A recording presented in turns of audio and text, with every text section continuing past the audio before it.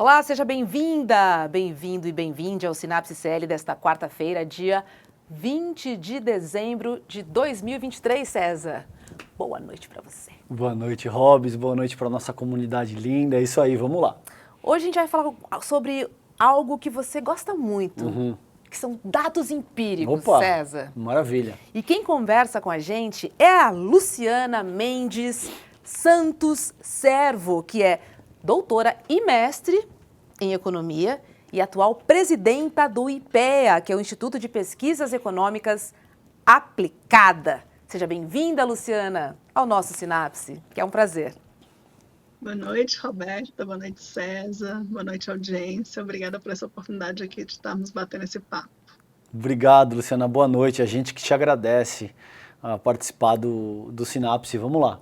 Luciana, para a gente começar o nosso papo, queria que você contasse para a gente qual é a função estratégica do IPEA.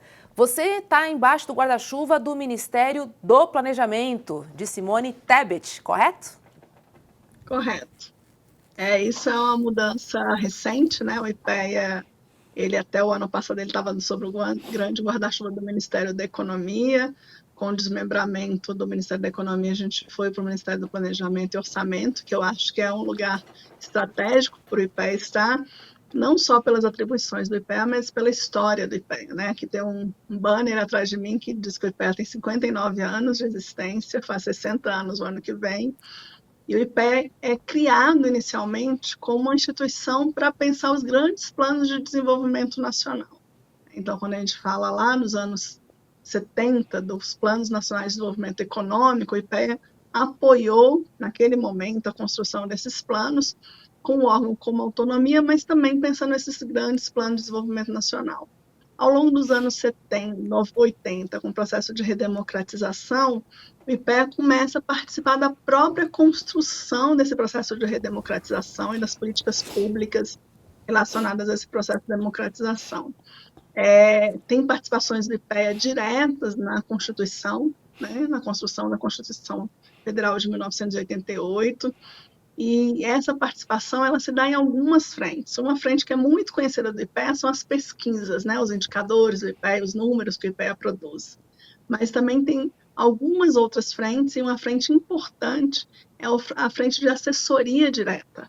Essa assessoria direta ela é uma assessoria autônoma, no sentido de que a gente não é uma assessoria dentro de um ministério, a gente é uma assessoria que conversa com os ministérios, né, e no caso, nesse caso atual, com o Ministério do Planejamento, mas com toda a estrutura do Executivo Federal e não só, e a gente tenta abrir um diálogo para aquilo que a gente chamaria de políticas públicas informadas por evidência. A gente às vezes usa o termo políticas públicas baseadas em evidência, mas nós do IPEA gostamos de dizer informada por evidência, porque a evidência é uma informação para a montagem da política pública. Ela não vai ser baseada, a base para a política pública, ela vai além da informação. Ela vai também de toda a discussão política e de formulação que vai acontecer com os gestores, com a sociedade, com os grupos de interesse, para formular essa política. Então, uma das grandes funções do IPEA é produzir essas informações para basear a política pública, mas também dialogar diretamente, né, com os órgãos do executivo, e não só, também do judiciário, e muitas vezes do legislativo, e com a sociedade civil organizada, sobre como essas informações elas podem apoiar a decisão sobre políticas públicas. Então, o IPEA é um órgão que em 60 anos ele vem se reorganizando, né, na sua forma de dialogar com políticas públicas. É uma instituição que tem tradição em dialogar com várias políticas públicas, né? A gente tem hoje 6 diretorias finalísticas e mais de 300 projetos sendo tocados pela instituição, e esses projetos dialogam desde a economia até com movimentos atingidos por barragem, por exemplo, desde reforma tributária até a discussão de catadores de materiais recicláveis. Então, é nesse sentido, nesse diálogo ampliado, né, sobre políticas públicas, como uma estrutura que faz parte do governo, a gente é parte da estrutura de Estado, né, dentro do Ministério do Planejamento e Orçamento, mas com a autonomia necessária para ser uma espécie de consciência crítica nesse debate. Maravilha. Perfeito. Luciana, eu preciso te perguntar o seguinte, a gente vem dizendo, né, que As pessoas, de alguma forma, dizem que a economia melhorou e aí surge aquela brincadeira que o Lula traria sorte e tal. De uma perspectiva, como a Hobbes muito bem colocou, mais científica, mais empírica, existem dados para consubstanciar essa afirmação, que a economia melhorou e como é que isso se prova através de dados materiais? A gente tem algumas questões, claro, quando a gente fala das melhoras na economia, a gente tem vários indicadores possíveis para discutir essa melhora, né? Um dos indicadores que afeta diretamente o bolso da população é o que a gente chama de inflação, ou variação de preços. Quando a gente olha para a inflação, né, no Brasil, a gente percebe que a variação esperada dos preços ela está sendo menor. O que significa que esses preços que eu estou pagando pelos alimentos, principalmente, ou alguns serviços, eles estão crescendo menos do que se esperaria. Esse é um indicador de que a economia está conseguindo, né, através de várias políticas públicas, é importante ressaltar que são políticas públicas que acabam gerando esses resultados, né, e claro, com políticas públicas e diálogo com setores da economia que estão trabalhando em torno dessas políticas e também cenários internacionais, ou seja, o que está acontecendo em outros países, que vão afetar essa estrutura de preços no Brasil. Uma outra coisa que a gente olha muito quando a gente vai falar que a economia está melhorando é como é que está o que a gente chama do nossa capacidade de gerar produtos para vender, não só na economia nacional, mas na economia internacional. Então, a gente tem uma variação de vendas positivas, né, para o mercado internacional, muito puxada aí pelos setores, né, da agricultura, da mineração e alguns setores, mas que faz que entrem recursos no Brasil que podem ser investidos na economia brasileira. Uma outra discussão, né, que ela vem acontecendo nesse lado da economia é como é que fica as negociações, a capacidade do governo brasileiro de negociar internacionalmente, né, grandes acordos que permitam você trazer investimentos para o Brasil. E também nesse segmento, nesse setor, a gente começa a ver também uma procura maior pelo Brasil, né? Eu não diria que é sorte, é uma intencionalidade política, né? Essa intencionalidade política ela é marcada por alguns sinais, mas é claro que uma liderança que coloca o Brasil num debate internacional, ela faz diferença, né? Quando eu digo para os atores internacionais, que são os grandes mercados, né? A China, os Estados Unidos, o mercado europeu, eu tenho intenção de continuar negociando com esses mercados, eu quero que esses mercados participem da economia brasileira, eu melhoro os indicadores de comércio internacional. Para além disso, eu tenho também uma discussão de como é que eu vou tratar a economia, qual o cenário que eu vou traçar para a economia para dar alguma estabilidade para os investidores. E nesse ano, duas coisas foram colocadas em debate com diferentes pesos. Um é o que a gente chama de reforma tributária, né? Essa discussão sobre a reforma tributária, ela traz algumas sinalizações para os setores econômicos e para os investidores também, de que a gente tem intenção de melhorar o nosso sistema tributário. Como acho que vocês sabem, mas eu não sei se é tão claro para os nossos as pessoas que assistem ao programa, né, a sociedade em geral, quando você está pagando impostos, você não está pagando um imposto só, às vezes você está pagando vários impostos cumulativos. E esses impostos, eles vão incidir mais sobre os produtos, né, que a gente está comprando, que a gente chama de impostos indiretos. Se eles são cumulativos, isso significa que eu estou pagando, às vezes, mais impostos do que eu deveria sobre aquele produto, né? E, ao mesmo tempo, a carga que está pesando sobre alguns setores, por exemplo, a indústria brasileira, ela é maior do que sobre a agricultura, né? Então, se eu quero incentivar a indústria, eu preciso fazer uma reforma tributária que crie um incentivo para que eu tenha uma industrialização no país, para que eu avance em produtos industriais no país. Por que isso é importante? Onde a gente espera gerar empregos de qualidade, é onde a gente consegue o que a gente chama de agregar mais valor. O que é agregar mais valor? Por exemplo, se eu tiro lá o minério de ferro da mina e vendo aquele minério de ferro sem nenhum tratamento, ele tem um valor. Se eu transformo aquele minério de ferro numa chapa, né, de ferro ou de aço, eu já agreguei algum valor àquele minério. Se eu transformei algum produto mais elaborado, eu agreguei mais valor. Toda vez que eu vou agregando valor, nesse processo de agregação de valor, eu vou ganhando mais também, como país e como setor, na venda daquele produto. Então, para a gente interessa que a nossa economia agregue cada vez mais valor para ser uma economia desenvolvida. Se a gente olha para os grandes países desenvolvidos do mundo, eles têm serviços com alta agregação de valor e indústria com alta agregação de valor, certo? Quando a gente só vende o produto in natura, o mais simples possível, a gente está fazendo com que um outro país que comprou aquele produto, ele vá agregar valor. Então, muitas vezes a gente está vendendo para a China, para os Estados Unidos agregarem valor, e a gente está recebendo um valor menor do que a gente poderia por aquele produto se a gente tivesse incorporado, que a gente chama tecnologias, fizesse investimentos tecnológicos nessa produção. Isso é importante quando a gente fala também do sistema tributário, porque se em cada momento dessa agregação de valor eu cobro um imposto cumulativo, eu estou desincentivando que essas empresas agreguem valor para uma produção. Ou seja, quanto menos eu agregar valor, menos impostos eu pago, por que eu vou fazer um esforço imenso para agregar valor se aquilo não está me gerando, né, ganhos em termos de setor industrial, setor privado. Então, cabe ao Estado gerar mecanismos, né, que façam com que essas questões e barreiras elas diminuam para que eu possa, aí sim, gerar empregos de maior qualidade, agregar valor na economia e, com isso, ir caminhando no sentido maior de desenvolvimento. Então, Luciana, quando eu falo deixa eu só pegar carona para ver se eu entendi. Em termos práticos, no Brasilzão de hoje, onde você vê essa oportunidade para agregar valor a produto? Onde é que você enxerga dentro do IPEA, do estudo que você tem feito? Né? Assim, uma das questões, por exemplo, a gente, durante muitos anos, a gente imaginou que determinados setores manufatureiros eram os que agregariam valor, certo? A gente percebe hoje que no mundo, o Brasil tem algumas oportunidades.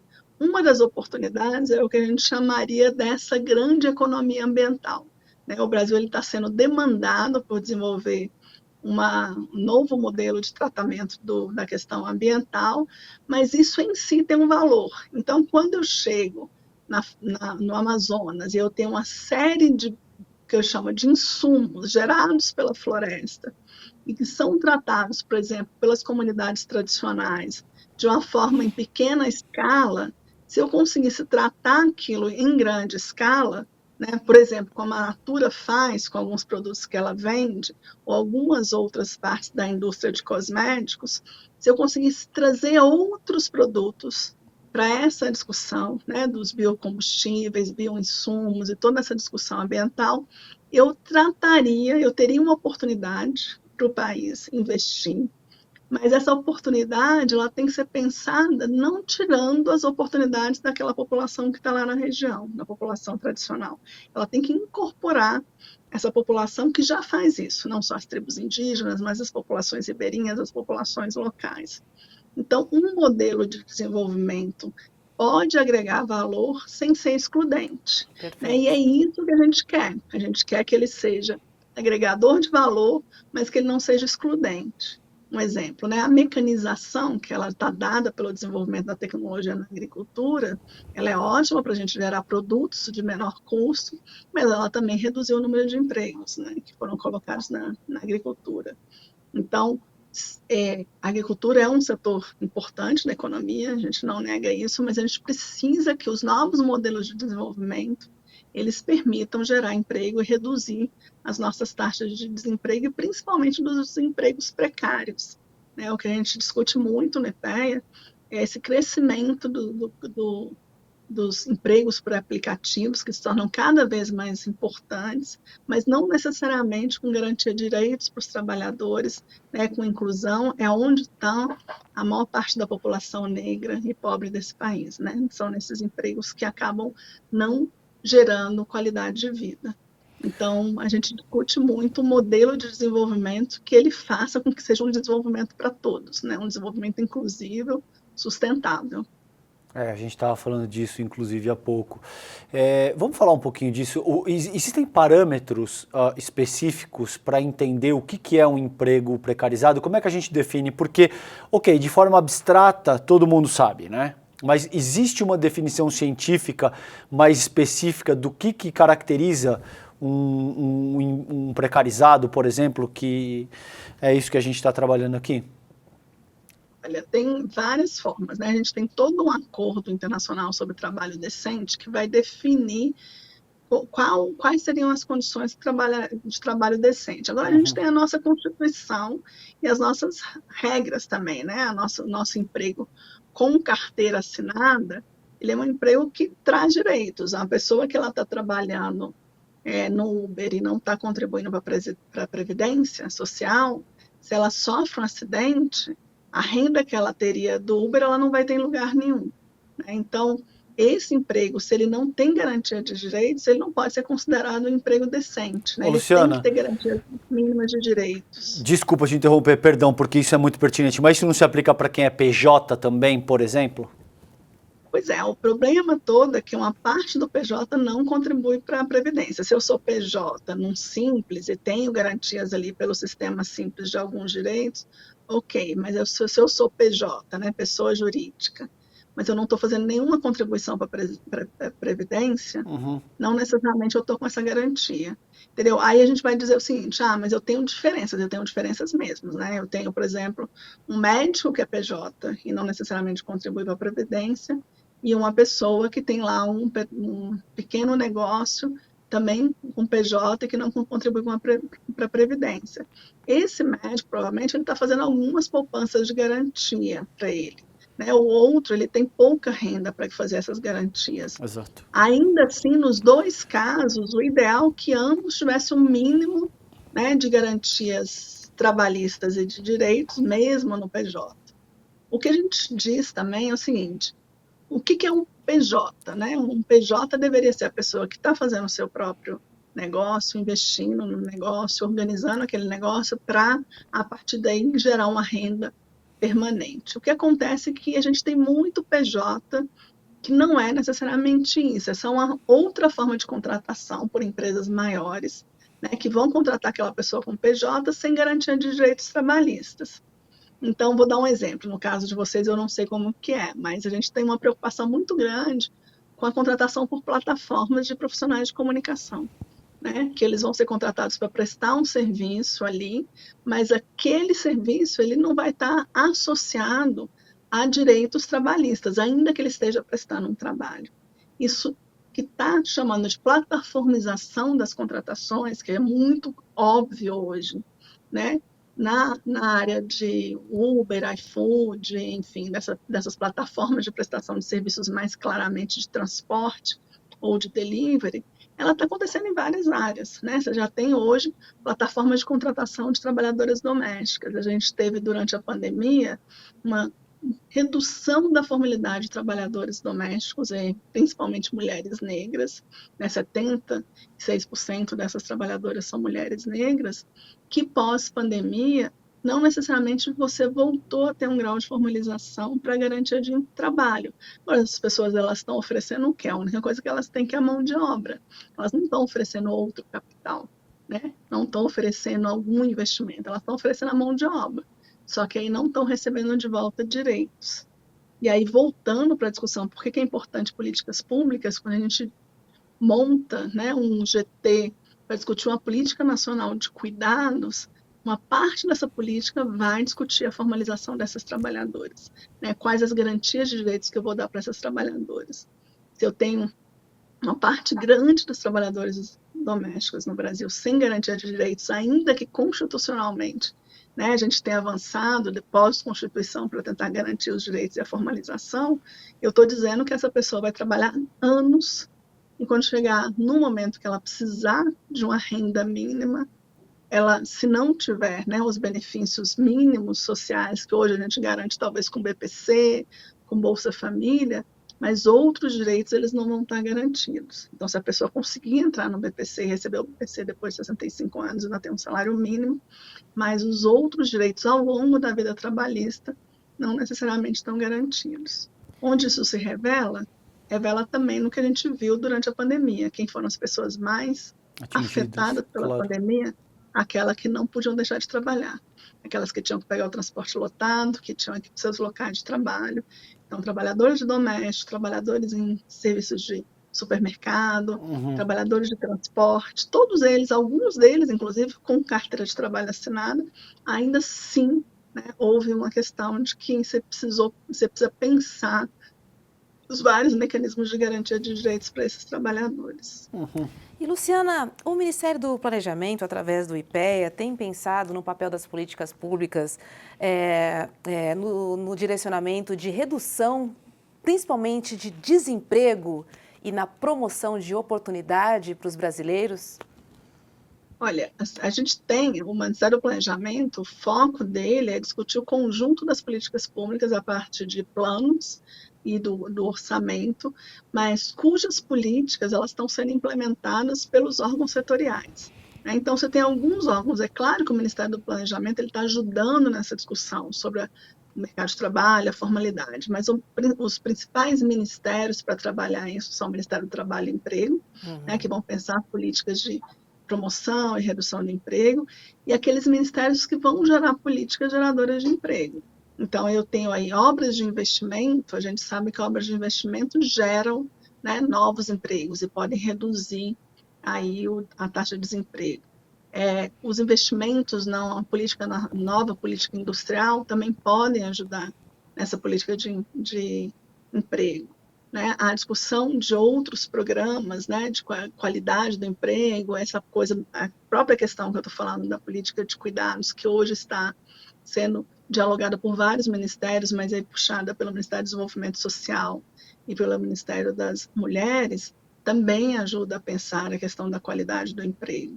Né? E quando eu tenho dentro de uma política uma visão mais ampla, né, de uma política de direitos, por exemplo, quando eu pego o novo Bolsa Família, né? O novo Bolsa Família ele pode ser um programa de transferência de renda. Bom, eu vou lá dar uma renda mínima para aquelas famílias e deixo elas, a partir daquela renda, definirem o que elas fazem. Mas não é assim que está sendo pensado. Né? Eu preciso fazer com que essas pessoas, e muitas delas, inclusive, são empregadas, tá? É equivocado achar que a pessoa que recebe Bolsa Família não está trabalhando. Muitas dessas pessoas estão empregadas, isso é um equívoco, certo? Mas aquele emprego ou não é de qualidade, ou ele não é suficiente para gerar uma renda para aquela família, por isso que aquela família precisa receber uma complementação, né, para sair da extrema pobreza ou da pobreza. E aí, junto com essas políticas, o próprio MDS está pensando políticas de inserção no mercado de trabalho, de capacitação, políticas de agricultura familiar também são políticas importantes, porque quando a gente pensa o trabalho, né, e não pensando necessariamente a relação trabalhista, modelos cooperativos, modelos de economia solidária, que são coisas que o IPEA estuda também, eles são importantes como geradores de trabalho.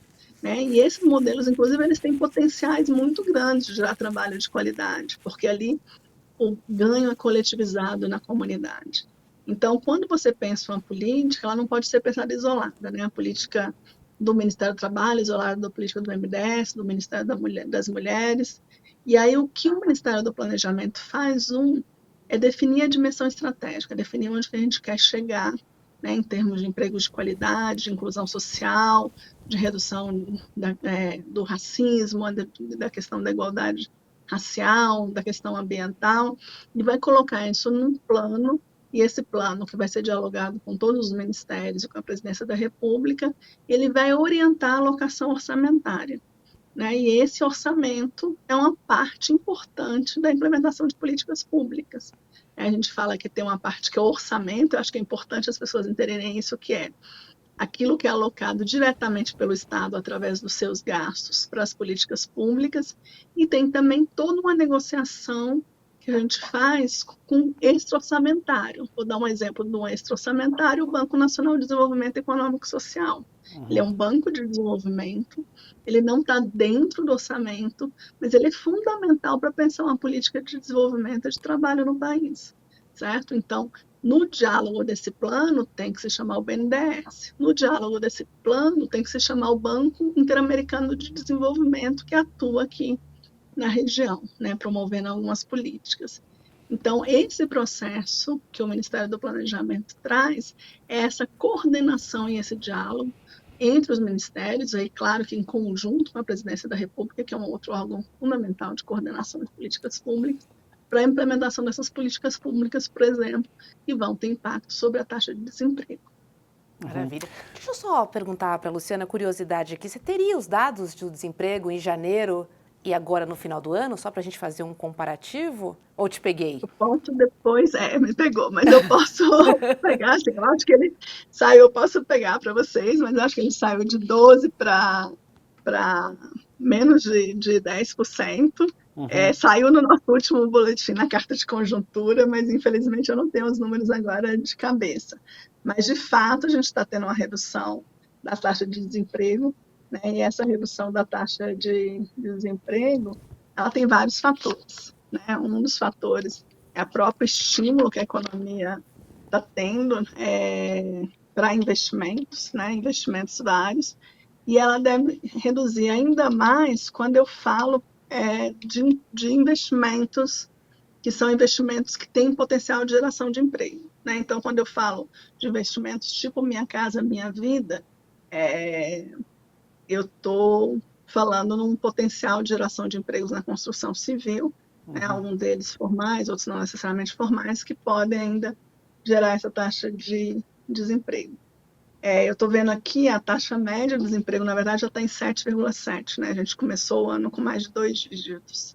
Então, isso mostra que a gente está tendo uma redução do desemprego e até onde a gente vem discutindo aqui no IPEA, mas eu posso colocá-los depois em contato e passar os números certinhos da equipe aqui, tanto da área de conjuntura quanto da área de trabalho, é que esses movimentos, eles não necessariamente estão significando desalento, tá? Por que significa desalento? O que é a taxa de desemprego? Tem um conjunto de perguntas. Uma pergunta é se você procurou emprego em um determinado período, certo? Então, o ato de procurar emprego, ele é importante para gerar essa taxa de desemprego aberto, que a gente chama. Mas a pessoa, ela pode ter o que a gente chama de desemprego por desalento, né? Que ela não quer mais procurar, porque ela já procurou tanto que ela desistiu de procurar, tá? E aí, esse desalento, ele está também reduzindo, né? Então, isso é importante, é um sinal de que as pessoas, elas estão se movimentando, elas estão acreditando que a economia está melhorando e aí estão buscando mais emprego. O rendimento médio também desses trabalhos, ele está melhorando, né? Que é outro indicador importante, porque eu posso estar gerando empregos, mas empregos com remunerações cada vez menores, porque eu estou jogando muita gente concorrendo no mercado de trabalho e pagando menos para essas pessoas. Então, esses indicadores todos combinados, né, eles nos dão um indicativo também de que existe uma melhoria no mercado de trabalho brasileiro. Mas coloquem vocês em contato com a área técnica, que eles vão dar os números certinhos para vocês. Perfeito, querido. Luciana, eu queria trabalhar contigo um pouco a questão da reforma tributária que foi aprovada aí depois de quase décadas a pauta sendo trabalhada, o governo Lula, e a gente sabe que principalmente o ministro Haddad costurou isso de uma maneira muito incisiva. Como é que você percebe isso? Eu gostaria que você fizesse um arrazoado acerca da reforma tributária. O que você percebe como pontos centrais dessa reforma e como é que isso deve impactar a economia, a macroeconomia do país ao longo dos próximos anos? A gente, não só o IPEA, mas outros institutos fizeram uma avaliação dessa reforma tributária e a primeira coisa que é importante é que o IPEA está discutindo reforma tributária antes mesmo da Constituição, mas quando vem a Constituição, se você olhar os estudos do IPEA, está sempre dizendo, né, o sistema tributário brasileiro precisa de uma reforma porque ele está gerando ineficiências e perdas de produtividade para a economia. Tá? São os dois primeiros. A gente ainda tem uma discussão distributiva, né, que deve ser feita. Por que ele está gerando ineficiências e perdas de produtividade? Ineficiências pelos motivos que eu falei, né? Se você vai tendo sistemas tributários cumulativos, com várias taxas sendo cobradas, vários tributos sendo cobrados, isso é uma forma ineficiente de cobrar. O mundo inteiro avançou para você ter transparência e clareza no sistema tributário.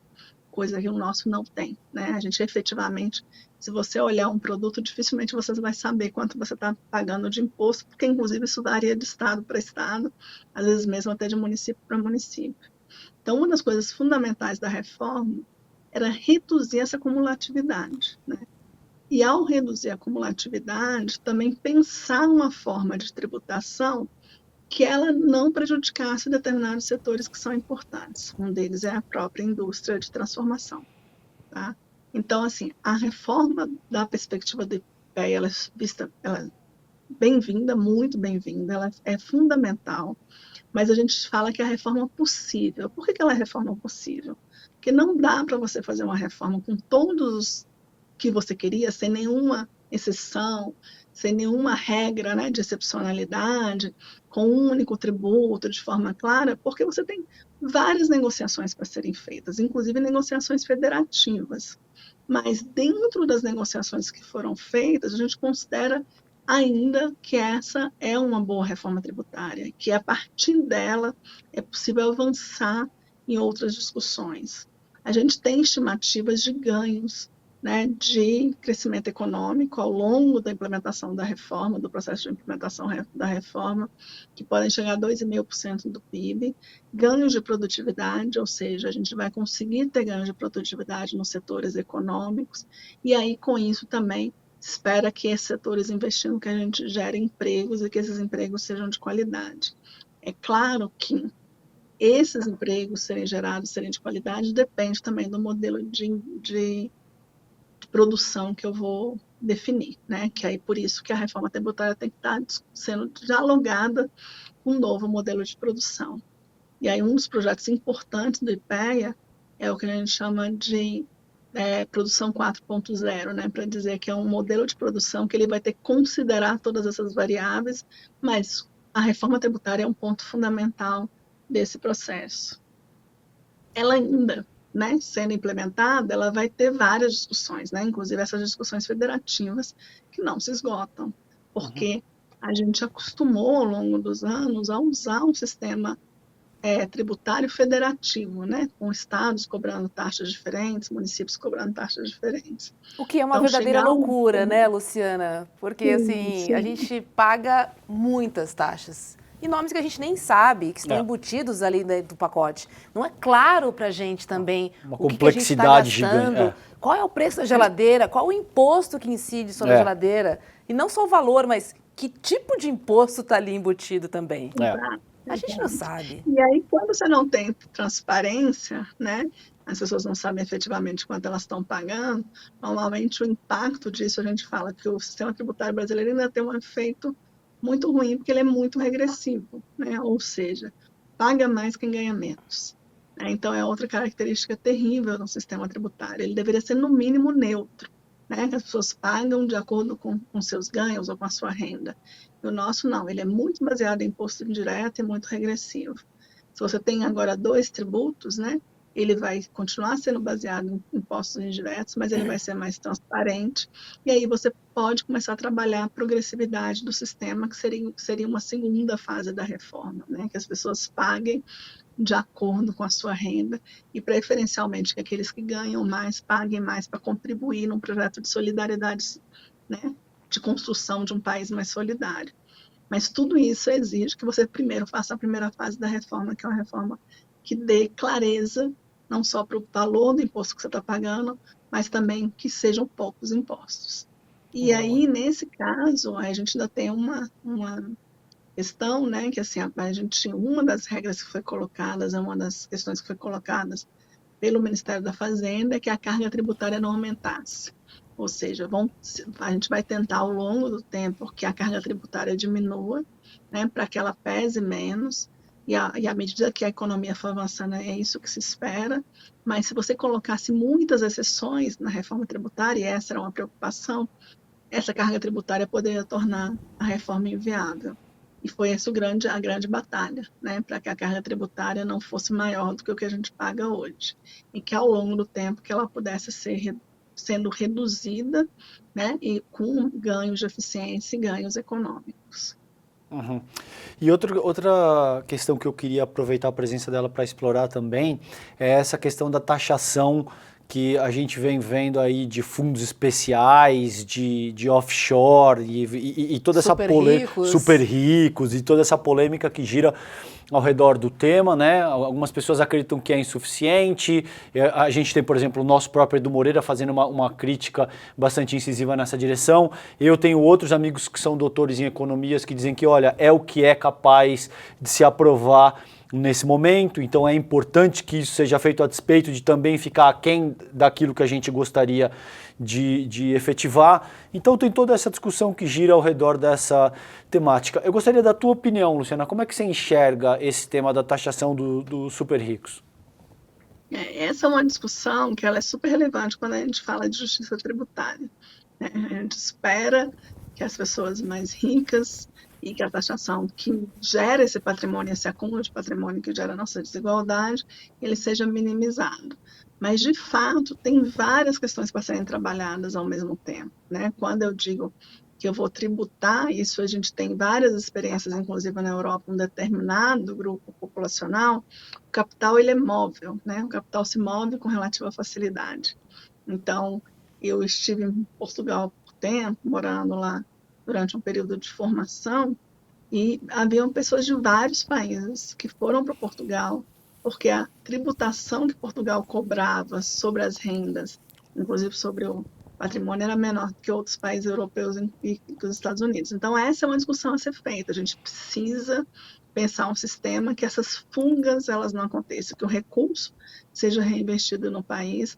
A tributação de offshore ela depende também de várias pactuações internacionais. Então, por isso que, por exemplo, agora que o Brasil começou a presidência do G20, uma das discussões colocadas pelo ministro Haddad é um novo sistema tributário internacional. É pensar isso numa perspectiva internacional. Agora, da nossa perspectiva, sem dúvida alguma, né, a gente tem aqui vários servidores da casa e técnicos e pesquisadores da casa discutindo essa questão, né, da riqueza no Brasil, da acumulação de patrimônio, e a gente mostra que uma das fontes grandes da desigualdade é exatamente isso, né? Se você permite que o patrimônio vá sendo acumulado ao longo das gerações, o que você faz é que você não equaliza oportunidades entre os grupos populacionais que não tiveram acesso àquele patrimônio. Então, pensar essas taxas e pensar como você vai tratar essa tributação, né, sobre o patrimônio, sobre a riqueza, ela é fundamental. E eu acho que essa é a segunda fase do debate sobre a reforma tributária. A gente vai precisar avançar muito nesse debate, nas suas vantagens e desvantagens, mas certamente eu acho que é a próxima etapa, né, vencida essa primeira etapa da cumulatividade, de se pensar um sistema mais transparente, é pensar agora como eu trato a questão do patrimônio e da riqueza e dos ganhos outros, né, e de capitais que não necessariamente são capitais que vão ser reinvestidos na economia. Uhum. Luciana, na sua opinião, o Brasil é um país que arrecada muito, mas não gasta sustentavelmente? Ou ele é um país que arrecada pouco e ainda assim não consegue gastar inteligentemente? Bom, vou para a terceira opção. Eu acho que ele é um país que ele arrecada na média, né, dos países da OCDE e outros países. Essa tributação, um dos problemas dela, eu acho que é essa forma como o sistema tributário se organiza. Eu acho que a gente, inclusive, fez uma discussão aqui no IPEA, né, que a gente chamou do beneficiômetro, que a gente precisa dar transparência para onde esse recurso está indo cada vez mais. Eu trabalhei durante 22 anos até a presidência do IPEA com o Sistema Único de Saúde. Eu digo que o Sistema Único de Saúde é melhor do que as nossas desigualdades.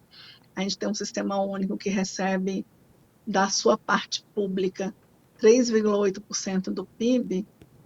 Isso é muito menos da metade do que a maior parte dos países que se propõem a fazer um sistema como o Sistema Único fazem, e os nossos resultados são bons. A gente conseguiu reduzir mortalidade infantil, a gente faz 90% dos partos no Brasil são feitos pelo Sistema Único, todo o sistema de vacinação e atendimento né, para a população na área de vigilância é feita pelo sistema de transplante. Então, depende de onde a gente está olhando, né? Depende de qual segmento da política pública que a gente está olhando.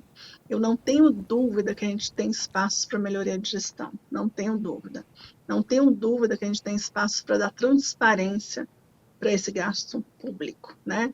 Agora, a gente tem que pensar que a gente é um país que também optou, por diversos motivos, a fazer um sistema federativo que é muito complexo. A gente tem um governo federal, 27 estados, 5.568 municípios, né? E isso faz com que a gente tenha uma implementação de políticas que é desafiadora, bastante desafiadora.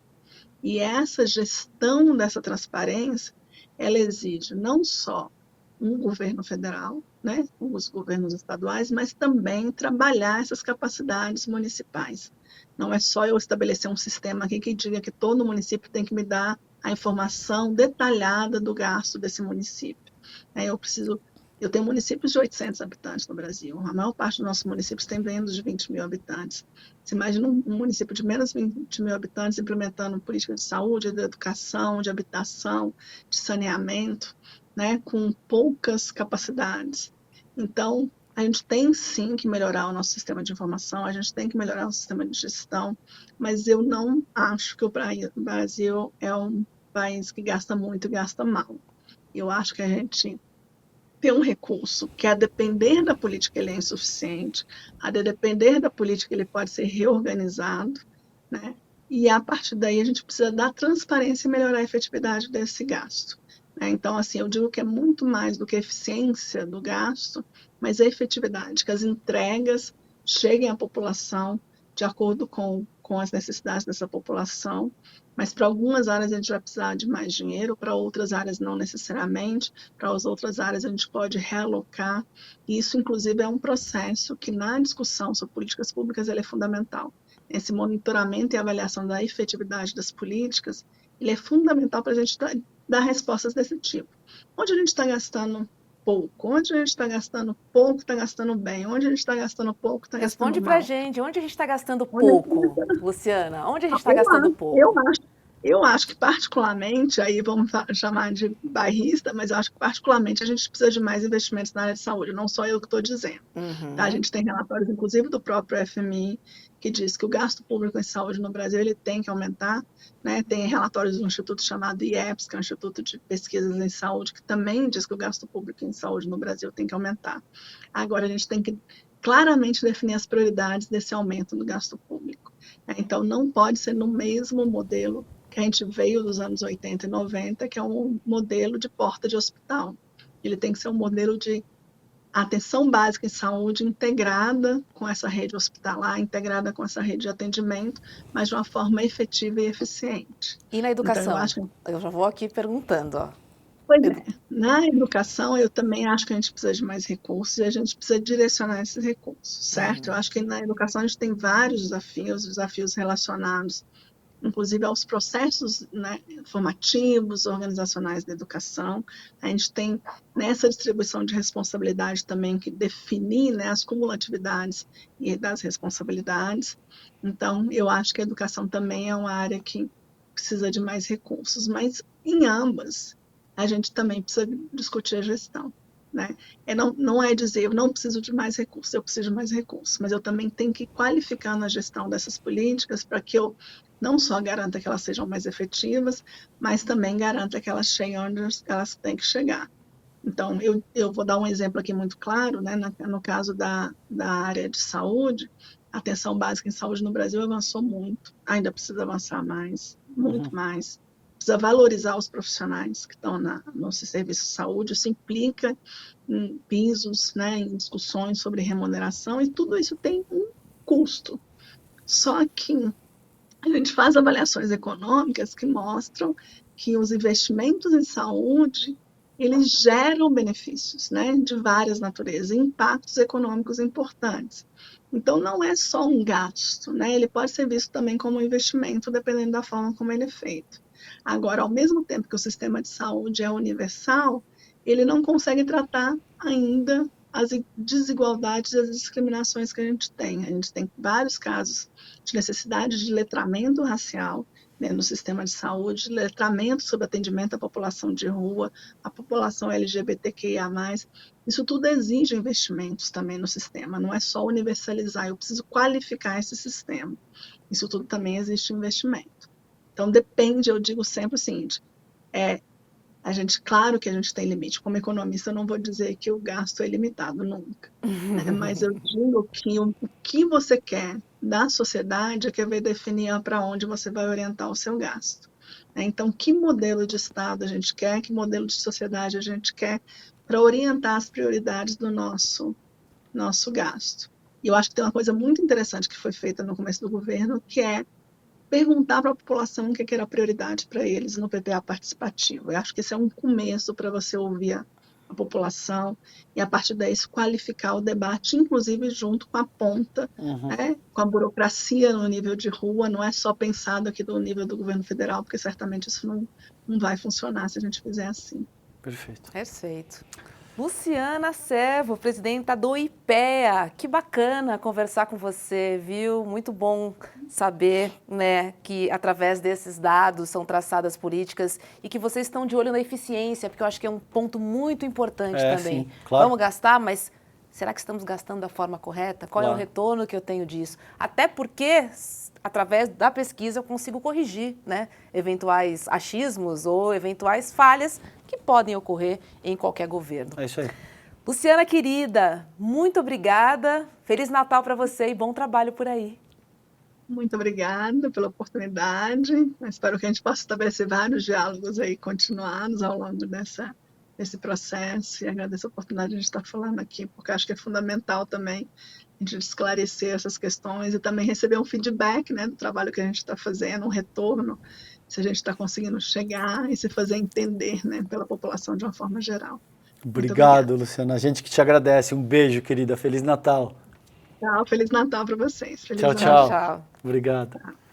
É isso, 2024 vem aí, né? E através do IPEA a gente vai entender quais serão as políticas públicas adotadas, né? É importante quando ela fala da pasta da saúde e também da educação, né? Claro. São gargalos importantes que precisam ser repensados. Sim, né, muito boa César? conversa. Não só em relação à estrutura educacional, que a gente tem conversado bastante, reforma do ensino médio e tal, mas o aporte, de fato, né?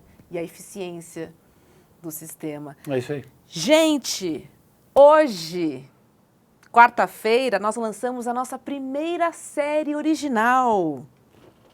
Mostra aqui na tela pra gente, olha.